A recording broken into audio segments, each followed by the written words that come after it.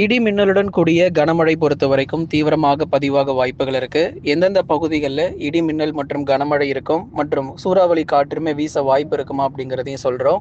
ஏன்னா இனி வரும் நாட்கள்ல மாலை இரவு நேரங்களில் தரை காற்றுடன் கூடிய கனமழையும் நமக்கு வந்து அதிகரிக்க போகுது. தரை காற்றுடைய வேகம் பொறுத்த வரைக்கும் 20 to 30 கிலோமீட்டர் வேகம் வரை எதிர்பார்க்கப்படுது. அதோடு சேர்த்து நமக்கு மழை பொழிவும் மிதமான மழை முதல் கனமழையாக பகுதியாக நம்ம எதிர்பார்க்க முடியும். ஆகவே இந்த இடி மின்னல் மற்றும் தரை காற்று பொறுத்தவரை எந்தெந்த மாவட்டத்தில் இருக்கும் அப்படிங்கிறதையும் கண்டிப்பாக நம்ம பார்க்கலாம். நண்பர்களே, கடைசி வரைக்கும் வானிலை அறிக்கையை கேட்டு நீங்கள் பயன்பெற்றுக் கொள்ளுங்க. துல்லியமான வானிலை அறிவிப்புகள் ஒவ்வொரு நாளும் உங்களுக்கு கொடுக்கப்பட்டிருக்கிறது. நிறைய பேர் தொடர்ந்து இன்னும் சப்ஸ்கிரைப் பண்ணாமல் இருக்கீங்க, புதுசாக நிறைய பேர் பார்க்குறீங்க, மறக்காமல் சப்ஸ்கிரைப் பண்ணிக்கோங்க. பக்கத்தில் இருக்கக்கூடிய லைக் பட்டனையும் கிளிக் பண்ணுங்க. நிறைய பேர் பெல் பட்டன் கிளிக் பண்ணாததுனால இந்த நோட்டிஃபிகேஷன் அப்படிங்கிறது உங்கள் மொபைல் ஃபோனில் வராமலே இருக்கு. அதனால் மறக்காமல் பெல் பட்டன் கிளிக் பண்ணிட்டு நண்பர்கள் உறவினர்கள் எல்லாருக்கும் தெரியப்படுத்த ஷேர் பண்ணுங்க, அவங்களும் பார்த்து பயன்பெற்றுக் கொள்ளட்டும். இந்த மழை பொழிவுகள் பொறுத்த வரைக்கும் ரொம்ப தீவிரமாக இருக்குமா அப்படின்னு கமெண்ட்ஸ்ல ஒரு 2 பேர் வந்து கேட்டிருந்தீங்க. அதாவது மிக கனமழை மற்றும் அதி கனமழைக்கான வாய்ப்பு எப்போ வரும், எந்த தேதியில நம்ம வந்து ஒரு ஃப்ளட் அலர்ட் இல்லைன்னா ஒரு ரெட் அலர்ட், வெள்ளப்பெருக்கு, அந்த மாதிரி நிலச்சரிவுகள் இது போன்ற வாய்ப்புகள் எந்த தேதியில நம்ம எதிர்பார்க்க முடியும்? ஏன்னா இப்போ நமக்கு வந்து மழை ரொம்ப குறைவாக இருக்கு. அப்போ எந்த நாட்கள்ல இந்த மாதிரி ஒரு மழை நம்ம எதிர்பார்க்கலான்னு சிலர் வந்து கேட்டிருந்தீங்க. கண்டிப்பா சொல்றோங்க. ஏன்னா ஒவ்வொரு நாளுமே நம்ம வானிலை அறிவிப்புகள் தொடர்ந்து கொடுத்துக்கிட்டே இருக்கோம். அதனால தினந்தோறும் நீங்க காலை நேரங்கள்ல வானிலை அறிக்கையை கேட்டு நீங்க பயன்பெறுங்க. தொடர்ந்து இன்னைக்கு நம்ம மழை வாய்ப்புகள் எப்படி இருக்குங்கிறத பார்த்துட்டு அதுக்கு அடுத்து வரக்கூடிய நாட்கள்ல மழை பொழிவு எப்படி இருக்கும் அப்படிங்கிறத நிச்சயமா நம்ம சொல்றோம். இந்த ஜூலை 7 வரைக்கும் மேற்கு திசை காற்றின் வேக மாறுபாடு காரணமாக தமிழகத்தில் பரவலாக மழை பொழிவும் தொடர்ந்து நீடிப்பதற்கான வாய்ப்பு இருக்கு. ஏன்னா இந்த மழை தீவிரம் பொறுத்த வரைக்கும் ஏற்கனவே வெயிலானது ரொம்பவே அதிகமாக இருக்கு. 2 டிகிரி செல்சியஸ் வரைக்கும் பகல் நேரங்களில் கூடுதலாக வெப்பம் பதிவாகிறது நம்ம பார்க்கிறோம். ஒவ்வொரு நாளுமே நம்ம வந்து சொல்லிக்கொண்டே இருக்கிறோம். ஏன்னா பகல் நேர வெப்பநிலை அப்படிங்கிறது வந்து சில மாவட்டத்துல இயல்பாக தான் இருக்கு. சில மாவட்டத்துல வந்து பார்த்தீங்க அப்படின்னா ரொம்பவே, அதாவது 40 டிகிரி செல்சியஸ் ஒரு மே மாதத்துல எப்படி ஒரு வெயில் பதிவாகுமோ அது இப்போ ஜூலைல பதிவாகிட்டு இருக்கு. அதனால மே மாதங்கள்ல நல்ல ஒரு மழை கிடைக்குது, அதுக்கப்புறம் மழை பெய்ய வேண்டிய நாட்கள்ல வெயில் அதிகமாக இருக்கிறது என்ன காரணம் அப்படிலாம் நிறைய பேர் கேட்டிருந்தீங்க. நிச்சயமா சொல்றோங்க. ஏன்னா இந்த மழை தீவிரம் பொறுத்த வரைக்கும் ஒரு மிதமானதுல இருந்து கனமழையா தான் இப்போ வரைக்கும் நம்ம தமிழ்நாட்டில் எதிர்பார்க்கிறோம். அதுவும் மேற்கு திசை காற்றின் வேக மாறுபாடு காரணமாகவே இந்த மழைக்கான வாய்ப்பு இருக்கு. கடந்த 24 மணி நேரத்துல மேற்கு தொடர்ச்சி மலையொட்டிய மாவட்டத்துல மட்டும் சில பகுதிகளில் பரவலாக நமக்கு லேசான மழை மற்றும் மிதமான மழை வரைக்கும் பதிவாகி இருக்கிறது. அதுல குறிப்பா நீலகிரி, கோயம்புத்தூர், தேனி மற்றும் தென்காசி போன்ற இடங்கள்ல பரவலான மழை பொழிவுகள், ஒரு மிதமான மழை 2 சென்டிமீட்டர்லேருந்து 4 சென்டிமீட்டர் மழை வரைக்கும் பரவலாக நமக்கு பதிவாகி இருக்கிறது. எந்தெந்த தேதிகளில் நமக்கு மழை இருக்கும் அப்படிங்கிறதையும் சொல்லிடுறோங்க. இந்த ஜூலை 8 தேதியிலிருந்து 14 தேதி வரை அடுத்த 2வது வாரத்தில் நிறைய மாவட்டத்தில் கனமழையும் கொட்டி தீர்க்க போகுது. மேற்கு தொடர்ச்சி மலையொட்டிய மாவட்டங்கள் நீலகிரி, கோயம்புத்தூர், தேனி மற்றும் தென்காசி, கன்னியாகுமரி உள்ளிட்ட மாவட்டத்தில் மிதமானதிலிருந்து கனமழை வரைக்கும் உறுதியாக இருக்கு. ஜூலை இறுதியில நமக்கு கனமழை மேலும் வலுப்பெற்று மிக கனமழை வரைக்கும் அதிகமாக எதிர்பார்க்கலாம். இனி வரும் நாட்களில் மற்ற மாவட்டங்களிலும் மழை தீவிரம் அதிகரிக்கும். வெறும் நமக்கு நீலகிரி மட்டுமே அல்ல, மற்ற இடங்களிலும் நமக்கு மழை வாய்ப்புகள் உறுதியாக காத்திருக்கிறது. அதுல வந்து முதற்கட்டமாக வட தமிழகத்தில் இருக்கக்கூடிய கடலோர பகுதிகள் மற்றும் உள் மாவட்டங்கள் என அநேக இடங்கள்ல மாலை அல்லது இரவு நேரங்களில் பரவலான மழை பொழிவு இருக்கும்.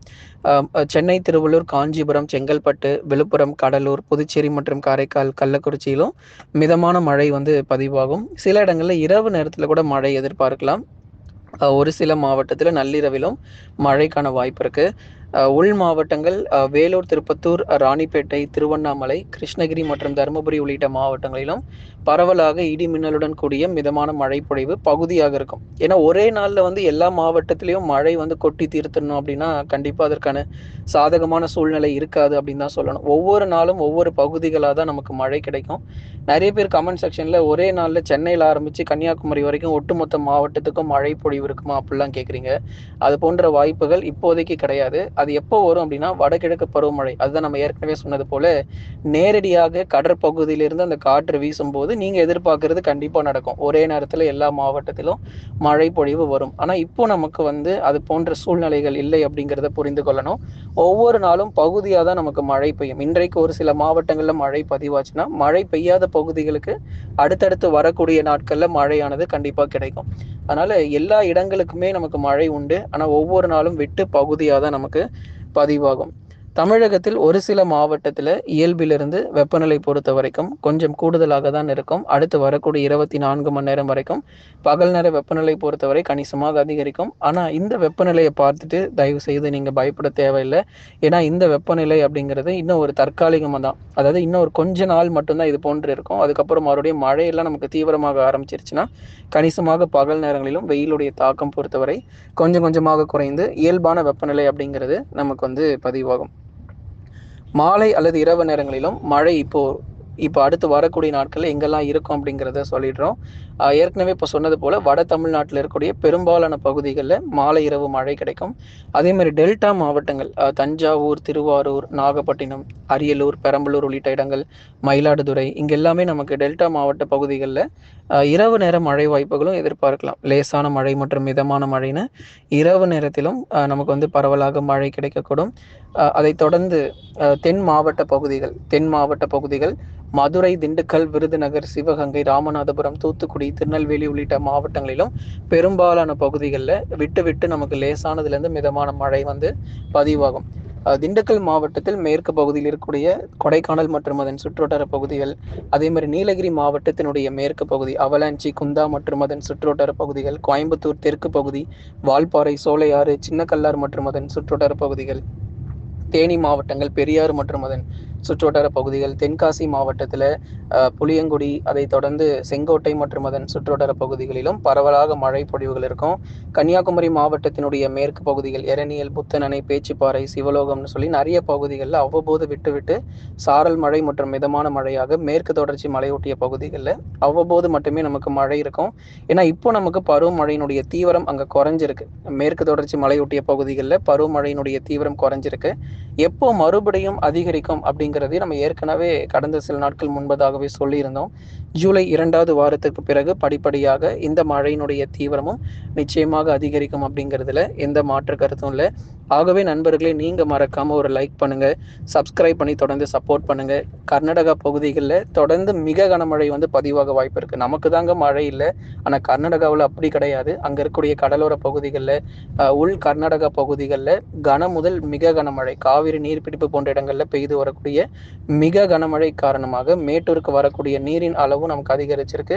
மேட்டூரும் முழு கொள்ளளவை எட்டி இருக்கு. அங்க இருக்கக்கூடிய மொத்த தண்ணீரையும் அப்படியே திறந்து விடப்படுது.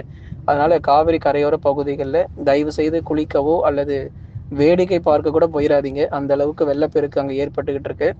உஷாரா இருந்துக்கோங்க காவிரி கரையோர மக்கள். அதைத் தொடர்ந்து மகாராஷ்டிரா, மத்திய பிரதேஷ், சத்தீஸ்கர், ஒரிசா, மேற்கு வங்கம், அஸ்ஸாம் உள்ளிட்ட மாநிலங்களிலும் பரவலாக கனமழை பொறுத்த வரைக்கும் தீவிரமடையும். அங்கே ரெட் அலர்ட் அப்படிங்கிறதும் கொடுக்கப்பட்டிருக்கு. அடுத்தடுத்த காற்று சுழற்சிகள் வங்கக்கடலில் உருவாகி ஒரிசாவிற்கு அருகே கரை கடப்பதற்கான வாய்ப்புகளும் அதிகமாக இருக்கு. லைக் பண்ணுங்க, சப்ஸ்கிரைப் பண்ணி தொடர்ந்து சப்போர்ட் பண்ணி பாருங்க.